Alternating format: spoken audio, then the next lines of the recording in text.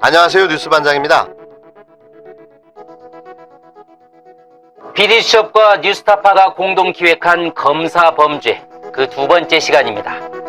지난주 저희는 한 부장검사의 고교동창 스폰서 사건을 방송했습니다. 검사들이 연루된 비리가 불거질 경우 사건이 어떻게 가려지는지, 그리고 검찰이 제 식구를 감싸기 위해 어떻게 움직이는지 있는 그대로 보여드렸습니다. 오늘은 검찰개혁의 핵심 과제로 손꼽히는 전현직 검사의 유착, 전관 예우에 대한 이야기입니다. 이른바 검사나 판사 출신 정관들을 예우해준다는 것인데, 이것은 공정하지 못한 수사와 재판으로 이어지게 됩니다. 네, 스포츠 서울 주가 조작 사건에 관여한 윤준원 상상인 대표가 당시 브로커를 통해 가장 많은 이득을 챙겼음에도 검찰 조사를 받지 않았는데요. 어제 PD수첩에서 당시 브로커의 변호사가 검사 출신으로 현재 대검 형사부장인 조상준 검사와 24번 통화하거나 문자메시지를 주고받았다며 전현직 검사 유착에 대한 의혹을 제기했습니다. 방송금지 가처분 소송이 제기되며 방송 불가라는 초유의 사태까지 벌어질 뻔한 MBC PD수첩, 검사와 금융재벌편이 예정대로 전파를 탔습니다. 검사의 수사 방식은 두 가지잖아요. 죽이려는 방식으로 명성을 얻고 덮으려 하는 방식으로 부를 축적하는 거죠. 29일 방송된 MBC PD수첩, 검사와 금융재벌편에 출연한 제보자 X가 대한민국 검찰을 표현한 말입니다. 이날 PD수첩은 경악과 놀라움의 연속이었는데요. 우선 간략하게 정리하면 검찰과 전관의 공생, 한마디로 악어와 악어새의 관계로 표현될 수밖에 없는 이들의 모습은 실로 충격적이었습니다. 전관 변호사가 자신의 금융범죄를 덮기 위해 현직 부장검사의 심부름꾼을 자처하고, 현직 부장검사는 전관 변호사에게 자신의 비위 사실을 은폐하는 일을 지시하는데요. 이 전관 변호사의 통화 내역에서는 현직 검사 22명의 이름이 나옵니다. 여기에는 청와대 민정수석실 파견 검사도 포함되어 있었습니다. 새롭게 감춰져 왔던 사건들도 하나씩 드러나기 시작했는데요. 대한민국 검찰의 부패를 감추기 위해 사건 자체를 은폐해왔던 겁니다.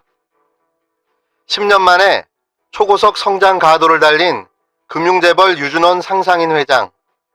그는 어떻게 여러 금융범죄 수사를 피할 수 있었을까요?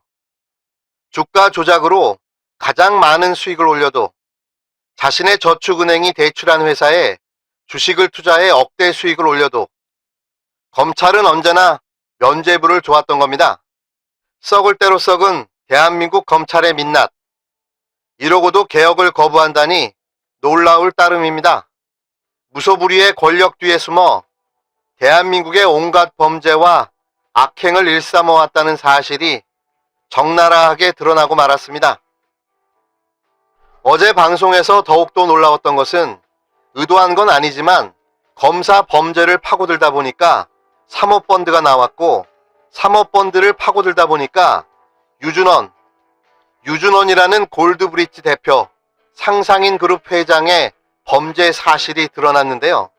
거기에 조국 전 장관과 관련된 의혹인 사모펀드, 코링크 피의에 대한 내용이 있었던 겁니다. 검찰이 이 코링크를 제대로 수사를 했다면 이거는 당연히 이 상상인의 유준원 대표가 여기에 큰 돈을 넣었다, 이런 걸 알 수 있었을 것이고, 저도 알았으니까요. 저의 관점은 이 전관과 현직의 커넥션이 아니라 조국 전 장관, 정경심 교수가 이 판에서 실소유주가 된다거나 이런 게 될 수가 없다는 얘기에 관점을 두고 얘기했다면, PD수첩은 이제 전관과 현직의 관점에서 유준원 대표를 집중하다 보니 흘러 코링크까지 간 거예요. 이렇게 바라보든 저렇게 바라보든 정경심 교수 혹은 조국 장관이 여기에 돈 몇 억을 빌려주고 나서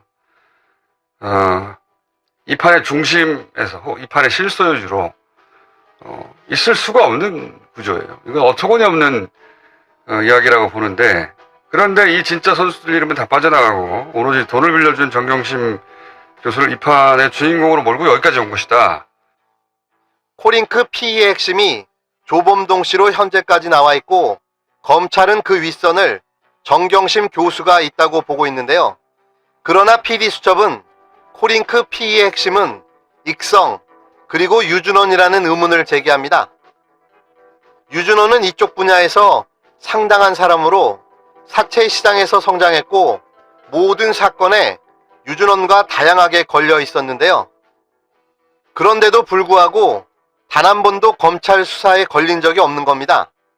이상하죠? 그래서 검찰의 봐주기 수사 커넥션 정황이 있다고 보는 겁니다. 그런 정황과 근거는 PD수첩 방송을 보면 나와 있는데요. 제보자 X의 진술, 대검 조서, 수많은 통화기록 내용 등을 보면 잘 아실 수 있을 겁니다. 너무 재밌지 않습니까? 검찰 범죄를 파다 보니 조국 펀드 사건으로 연결된다는 게, 이러니 수사가 제대로 되겠습니까? 신뢰할 수 없는 조국 일가의 마녀 사냥, 먼지털이식 수사는 제대로 다시 수사를 해야 될 것입니다. 도대체 수박 겉핥기 같은 이 수사는 뭡니까? 투자 피해자를 피의자로 둔갑시키고 기소하고 구속까지 한다는 게 말이 된다고 생각합니까? 검찰은 이제 그만하십시오. 국민들이 지칩니다. 어제 다시 한번 느꼈는데요. 확실히 마봉춘이 돌아온 게 맞습니다. 또 한편의 레전드로 기록될 PD수첩, 검사와 금융재벌편, 얼굴을 가리고 이름을 지워도 우리는 그 전관 변호사가 누구인지 너무 잘 알고 있습니다. 1편을 보시면 됩니다. 웃기죠? 이거야말로 손바닥으로 하늘을 가리는 거겠죠? 1편을 보시면 전관 변호사의 실명과 얼굴이 너무나도 잘 나와 있습니다. 궁금하신 분들은 꼭 찾아봐 주시기 바랍니다. 이상은 친절한 뉴스 반장이었습니다.